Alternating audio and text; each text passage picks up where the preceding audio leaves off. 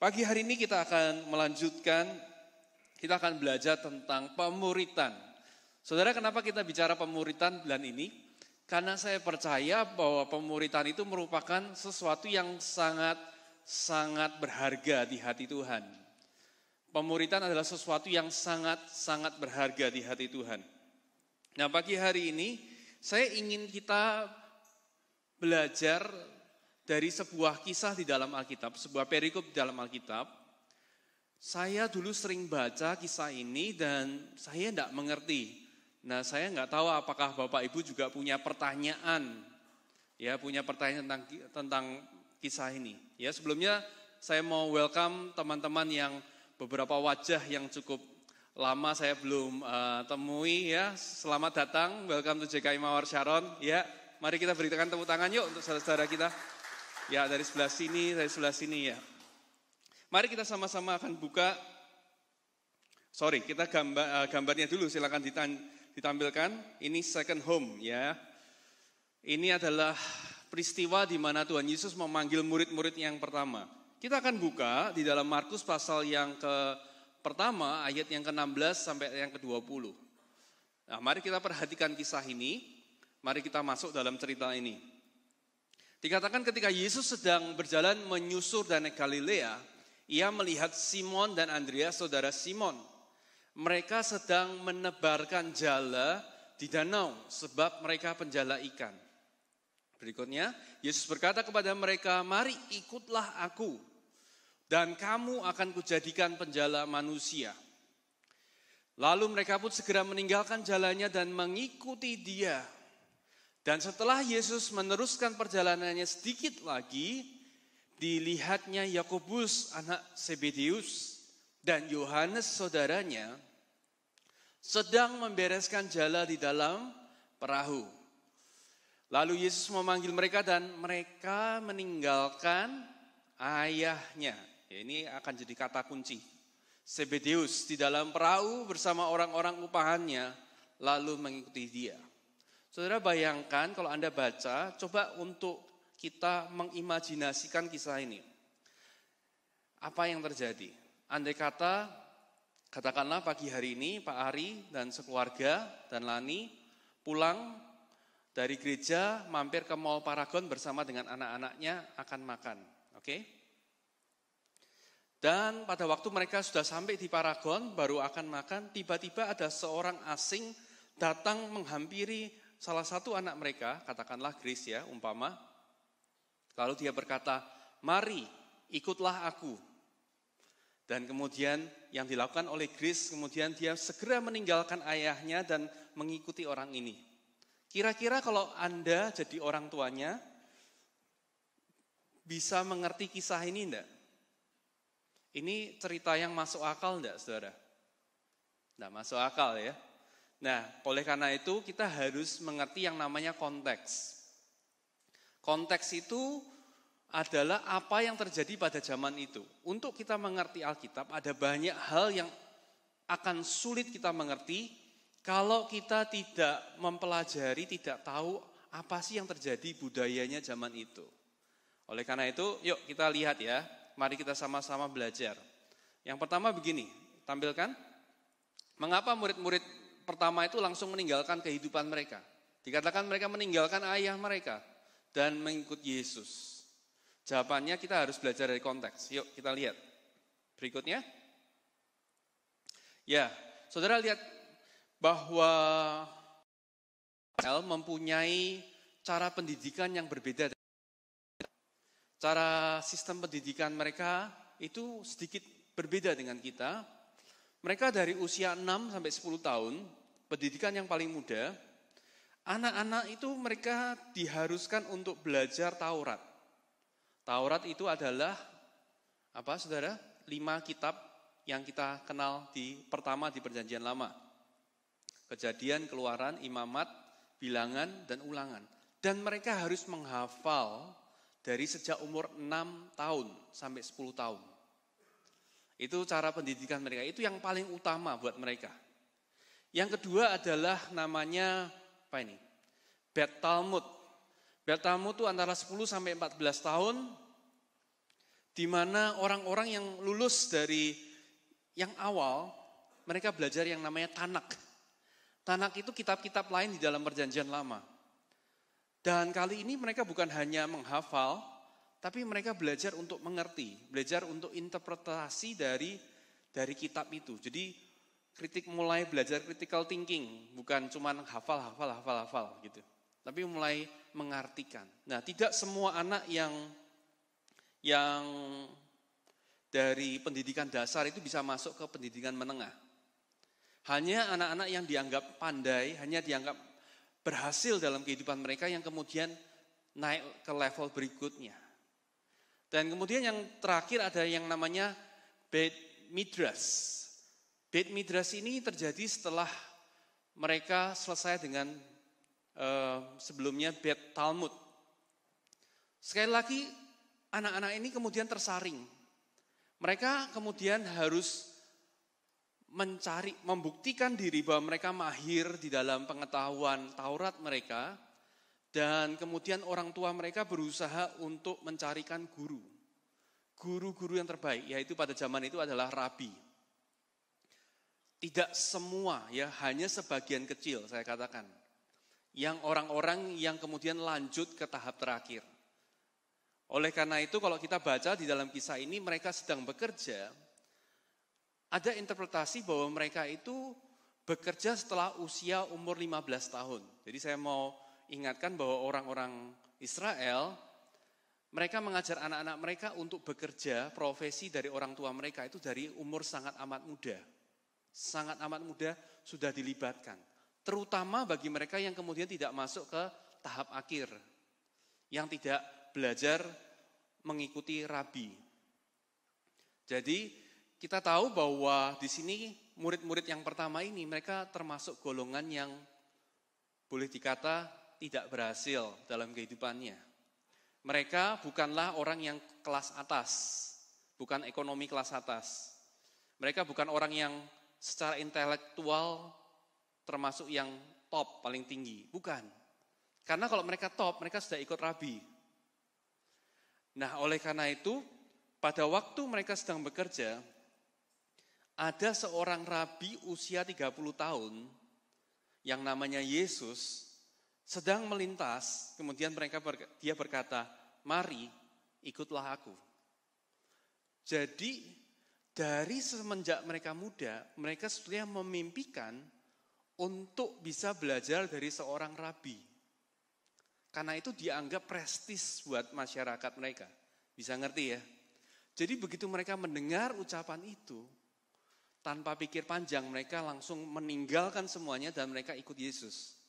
Bisa ngerti sekarang? Jadi bukan betul-betul orang asing, tetapi mereka tahu siapa yang berkata, "Mari ikutlah aku." Jadi di sini kita belajar bahwa Tuhan Yesus memberikan undangan dalam kehidupan mereka. Minggu lalu kita belajar bahwa untuk menjadi seorang murid, kita harus punya mentalitas yang mengejar, bukan yang dikejar.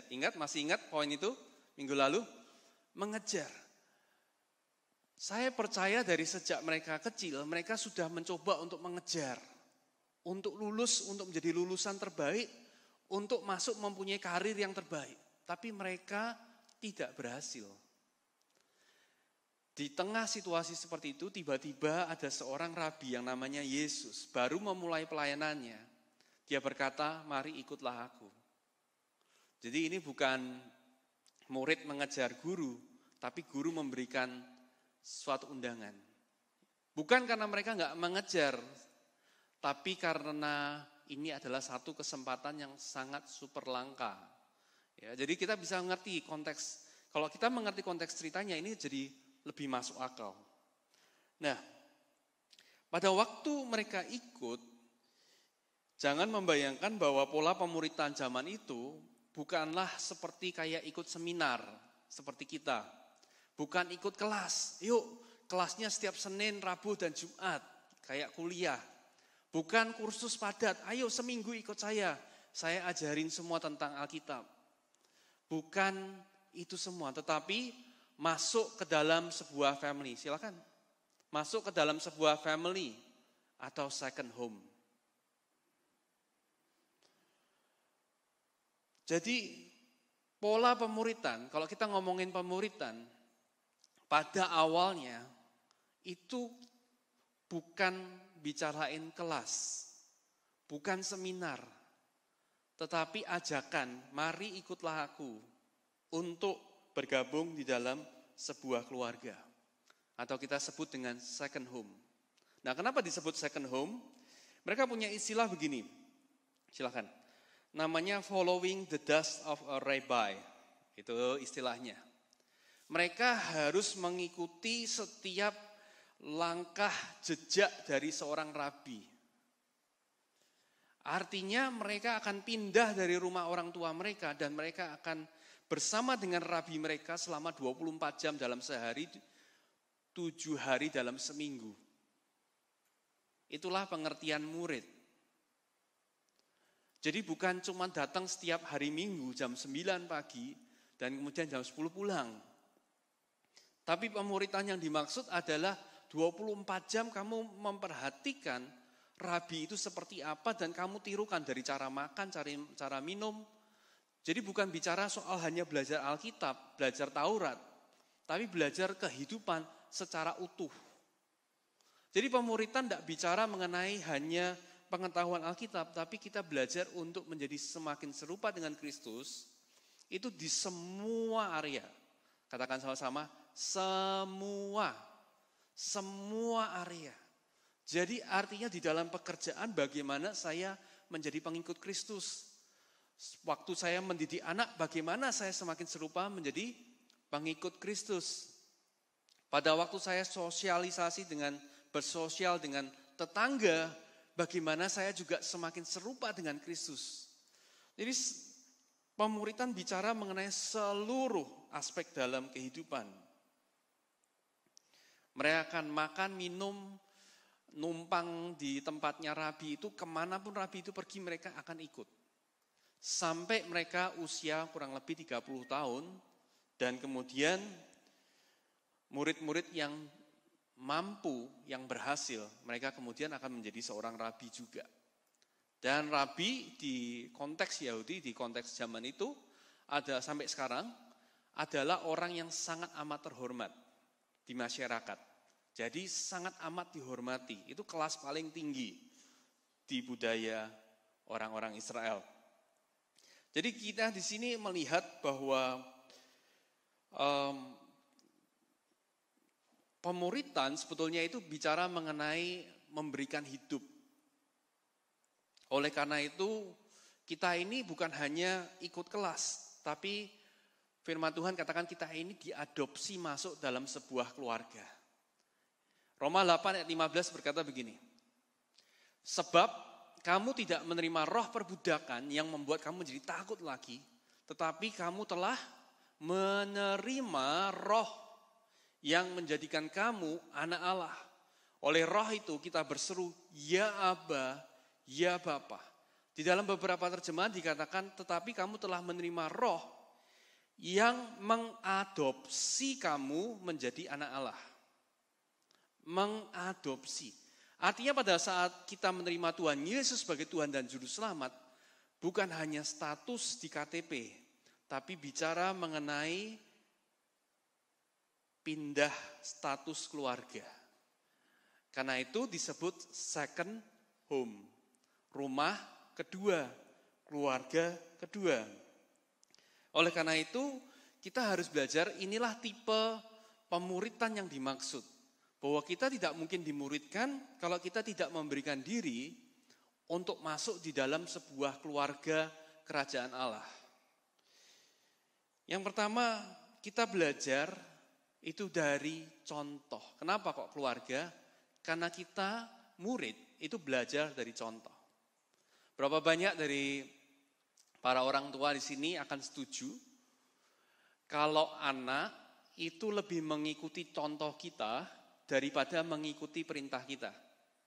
Ada yang punya pengalaman gitu ya, nyuruh anaknya untuk melakukan sesuatu, tetapi tidak dilakukan. Tetapi apa yang kita lakukan setiap hari ternyata dia contoh. Teladan itu punya dampak yang jauh lebih besar daripada sekedar pengajaran. Pengajaran tanpa teladan tidak ada artinya. Pemuritan itu bicara mengenai teladan. Untuk kita dimuridkan berarti kita harus melihat teladan. Teladan dari siapa? Teladan dari Tuhan Yesus. Mari kita lihat salah satunya, Yohanes 13. Yohanes 13, 14, 15, Tuhan Yesus berkata kayak gini.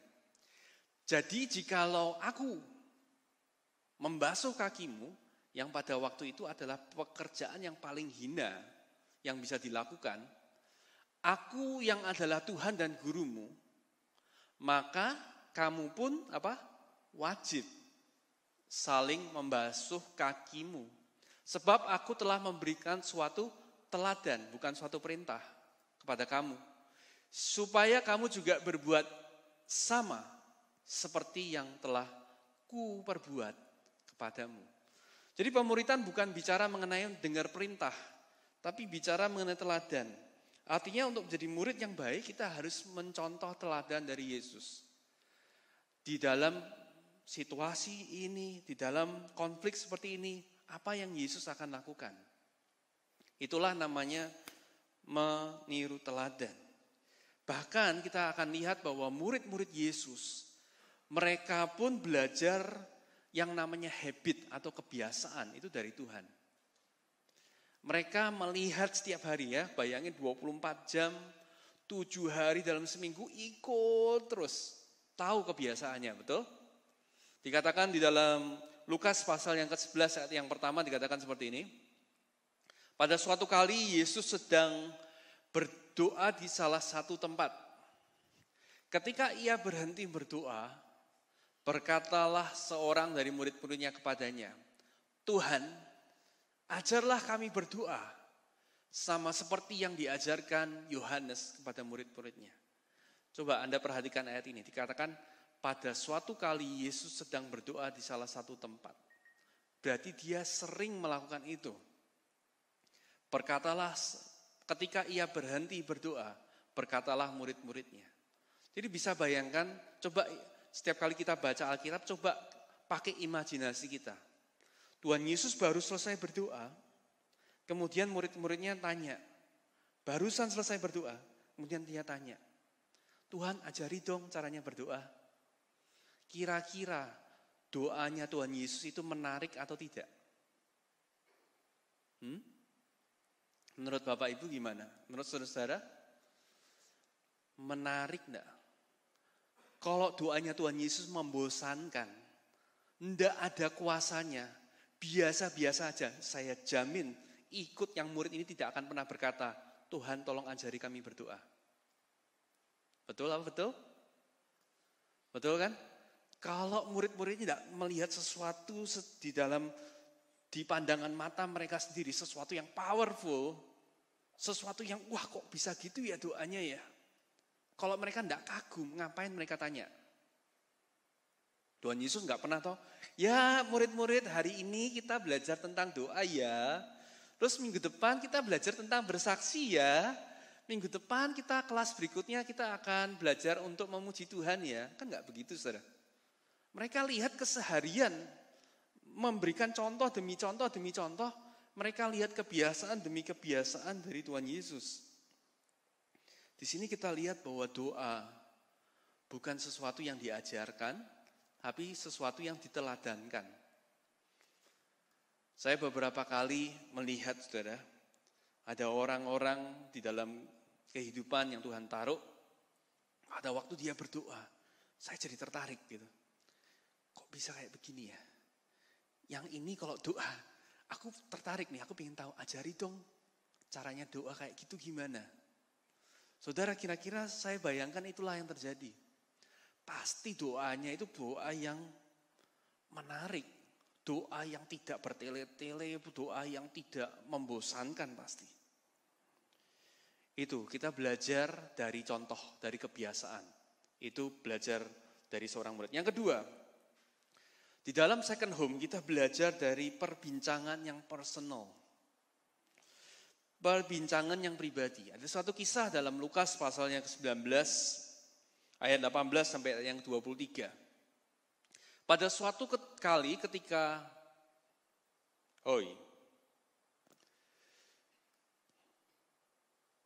ini ayatnya keliru ya. Belajar dari perbincangan yang personal, suatu kali Tuhan Yesus sedang mengajar dan kemudian bisa dimatikan. Kemudian dia bertanya pada murid-muridnya, menurut orang siapakah aku? Menurut orang siapakah aku?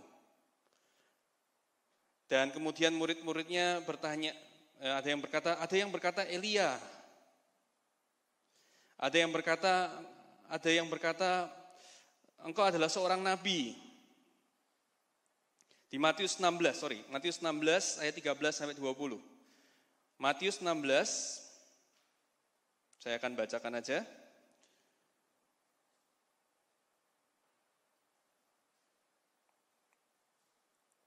Setelah Yesus tiba di daerah Kaisarea Filipi, ia bertanya kepada murid-muridnya, kata orang, siapakah anak manusia? Jawab mereka, ada yang mengatakan Yohanes Pembaptis, ada yang mengatakan Elia, ada pula yang mengatakan Yeremia atau salah seorang dari para nabi. Lalu Yesus berkata kepada mereka, tetapi apa katamu, siapakah aku ini? Maka jawab Simon Petrus, engkau adalah Mesias, anak Allah yang hidup. Kata Yesus berkata kepadanya, berbahagialah engkau Simon bin Yunus, sebab bukan manusia yang menyatakan itu kepadamu, melainkan Bapakku yang di surga. Dan aku pun berkata kepadamu, engkau adalah Petrus, dan di atas batu karang ini aku akan mendirikan jemaatku, dan alam maut tidak akan menguasainya. Kepadamu akan kuberikan kunci kerajaan surga, apa yang kau ikat di dunia ini akan terikat di surga, dan apa yang kau lepaskan di dunia ini akan terlepas di surga. Lalu Yesus melarang murid-muridnya supaya jangan memberitahukan kepada siapapun bahwa ia Mesias. Jadi konteks dari cerita ini dia sedang menyendiri dengan murid-muridnya. Dia tanya, menurut orang-orang siapa aku? Lalu mereka menjawab banyak jawaban. Lalu dia bertanya lagi, kalau menurut kamu sendiri siapa aku? Saudara, dikatakan bahwa dia melarang untuk mereka menceritakan ini. Artinya pembicaraan yang barusan mereka lakukan sebetulnya hanya untuk mereka sendiri. Jadi bicara mengenai suatu perbincangan yang personal, yang sangat dekat. Dia tidak sedang mengajar, tidak berhadapan dengan orang banyak. Seringkali perbincangan perubahan yang signifikan itu sering terjadi di dalam intimate and personal and honest conversation. Perubahan yang besar terjadi dalam kehidupan kita bukan karena kita dengar khotbah. Tapi tahukah bahwa perubahan dalam kehidupan seringkali pada waktu kita bicara empat mata. Bicara dengan seseorang yang betul-betul mengasihi kita. Bicara dengan seorang yang tulus dalam mengoreksi kehidupan kita. Saudara, saya percaya bahwa masuk di dalam keluarga, itu bicara mengenai kita punya anggota keluarga yang lain, yang mampu memberikan nasihat kepada kita, yang jujur, betul? Bukankah fungsi keluarga adalah memberikan masukan yang jujur, yang tulus? Perubahan yang terjadi itu karena adanya keterbukaan. Ya, minggu lalu kita belajar bahwa pemuritan yang efektif salah satunya adalah karena keterbukaan. Nah, keterbukaan itu dibangun karena apa? Karena settingnya adalah keluarga, adalah family. Saya bersyukur di dalam kehidupan saya, kalau melihat bagaimana Tuhan pimpin kehidupan saya, ada orang-orang yang Tuhan tempatkan. Di mana orang-orang ini, orang-orang yang mengasihi, orang-orang yang mengoreksi, dan orang-orang yang dewasa. Saudara, kenapa penting untuk kita ada di dalam keluarga? Sekali lagi kita tidak bisa tumbuh di dalam kesendirian. Ya, Anda perlu cari orang-orang seperti ini di dalam kehidupan. Sekali lagi peduli. Ya, pada waktu kita mungkin dalam situasi yang berat, kita bisa terbuka. Perhatikan cara responnya. Apakah dia akan bilang, oh cuman gitu. Atau akan bilang, oh wah sampai kayak gitu ya. Anda bisa lihat dari nada bicaranya. Ini orang yang peduli apa enggak? Betul? Terus dia tulus enggak dalam mengasihi, dalam mengkoreksi. Ada orang yang enggak mau kritik, enggak mau ini. Tapi orang yang saya percaya betul-betul mengasihi, keluarga terdekat Anda akan ngasih tahu kalau ada sesuatu yang salah yang Anda lakukan. Kenapa? Karena mereka ingin supaya Anda tidak melakukan itu di luar. Anda tidak diremehkan orang. Mereka ingin yang terbaik dalam kehidupan Anda. Itulah pentingnya kita masuk di dalam keluarga, di dalam sebuah komunitas. Begitu juga dalam Christ Community. Yang ketiga, poin yang terakhir adalah belajar dari praktek mengasihi. Kita belajar di kekristenan satu kalimat yang paling sederhana. Love God, love people. Sama-sama ya, bilang yuk. Love God, love people. Anda tidak mungkin bisa mengasihi Tuhan tanpa kita mengasihi sesama. Jadi di dalam home, second home, dalam family tadi. Tadi kita belajar yang pertama apa? Belajar dari contoh. Belajar dari teladan. Yang kedua belajar dari pembicaraan yang personal. Pembicaraan yang personal itu seringkali punya daya ubah yang lebih hebat daripada sekedar mendengarkan khotbah. Yang ketiga, dari praktek mengasihi. Yohanes 13:34, mari kita baca. Aku memberikan perintah baru kepada kamu, yaitu supaya kamu saling mengasihi, sama seperti aku telah mengasihi kamu. Demikian pula kamu harus saling mengasihi. Jadi kenapa kita membutuhkan Christ Community, kita membutuhkan komsel, membutuhkan keluarga yang kedua. Karena kita butuh praktek. Orang gak bisa benar-benar belajar tanpa mempraktekkan untuk mengasihi. Nah, mengasihi itu apa sih? Mengasihi itu apa sih? Mengasihi itu ada untuk belajar yang pertama peduli. Yang kedua belajar untuk mementingkan orang lain. Dan yang ketiga yang tidak kalah penting adalah belajar untuk mengampuni. Seorang murid, sekali lagi, belajar dari teladan, bukan hanya melakukan perintah. Seorang murid belajar dari perbincangan yang hangat, perbincangan yang personal, yang apa adanya, yang jujur. Dan seorang murid belajar dari praktek, dari melakukan. Mengasihi bicara mengenai sekali lagi peduli, belajar punya empati, belajar untuk menaruh kepentingan orang lain di atas kepentingan diri kita sendiri. Oleh karena itu saya sangat ingin menekankan di dalam sisi dalam Christ Community, tidak boleh hanya one man show. Satu pemimpin kemudian dia yang ceramah, dia yang ngajak. Harus namanya komunitas, itu namanya saling. Kalau kamu membagikan firman Tuhan, aku membagikan makanan, contohnya gitu. Kalau kamu membagikan kesaksian, aku membagikan semangat. Kalau kamu membagikan informasi, aku akan membagikan bagaimana cara melakukan sesuatu. Jadi masing-masing orang di dalam Christ Community datang dengan mindset, aku bisa kontribusi apa. Itulah yang namanya komunitas. Ya, jangan berpikir, aku akan dapat apa. Tapi aku bisa memperhatikan apa orang sebelahku.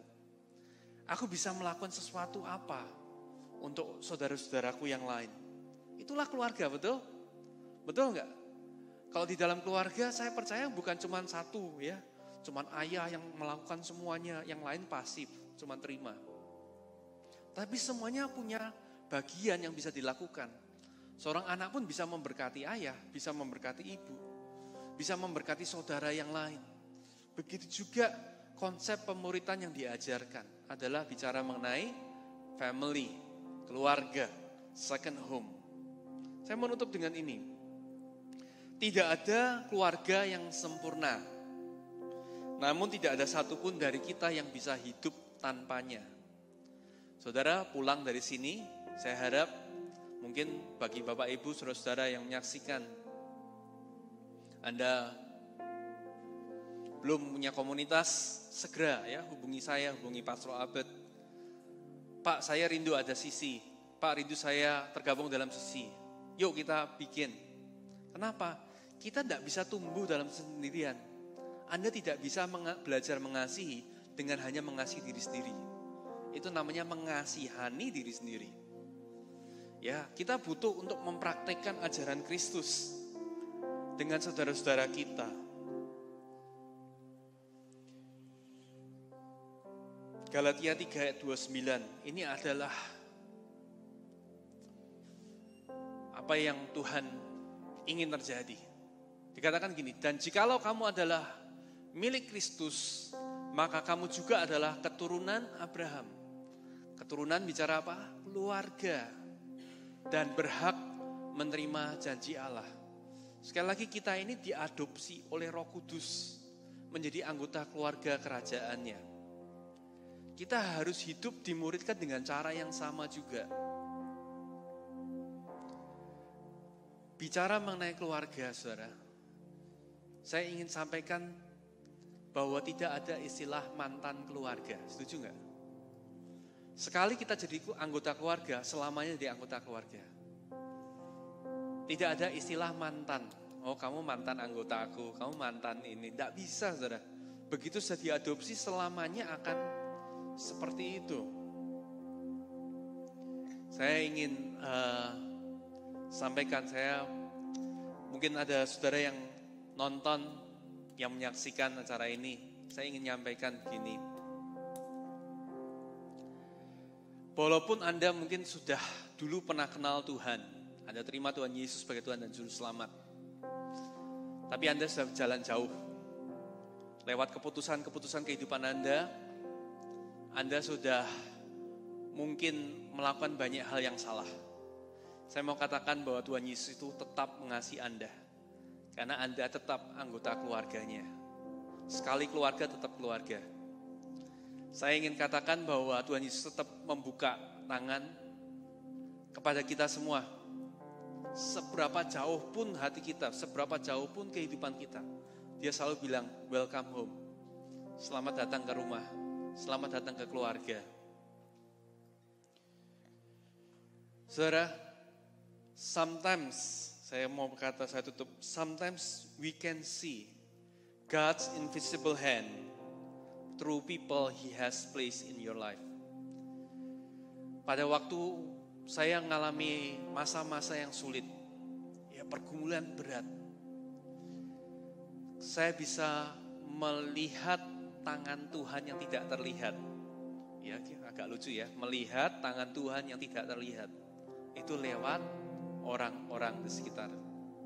Saya berdoa setiap Anda yang menyaksikan, Anda masuk bukan hanya sebagai pengikut Kristus, tapi Anda juga menjadi murid di dalam sebuah keluarga, di dalam sebuah family. Mari kita bertumbuh di dalam Christ Community. Mari temukan komunitas, temukan orang-orang yang Tuhan taruh dalam kehidupan kita. Saya percaya sungguh ada orang-orang yang peduli, ada orang-orang yang betul-betul mengasihi kita, mau mengoreksi kita, dan ada orang-orang yang dewasa untuk menerima apa yang menjadi kekurangan kita. Mari kita berdoa. Bapa, terima kasih Tuhan untuk firman-Mu. Kami semakin mengerti akan pemuritan yang Engkau maksud. Engkau ingin kami Tuhan untuk terhisap masuk di dalam keluarga, di dalam komunitas Christ Community, dalam keluarga Kristus. Kami berdoa Tuhan, setiap dari kami yang mendengarkan firman Tuhan pagi hari ini, kami menyadari kami butuh orang lain. Kami butuh saudara-saudara kami. Kami butuh untuk terkoneksi. Dan pagi hari ini kami berdoa Tuhan, biarlah ada berkat Tuhan, ada tuntunan Tuhan di dalam kehidupan kami. Tuhan, kami percaya Engkau sudah menyediakan orang-orang yang tulus mengasihi kami.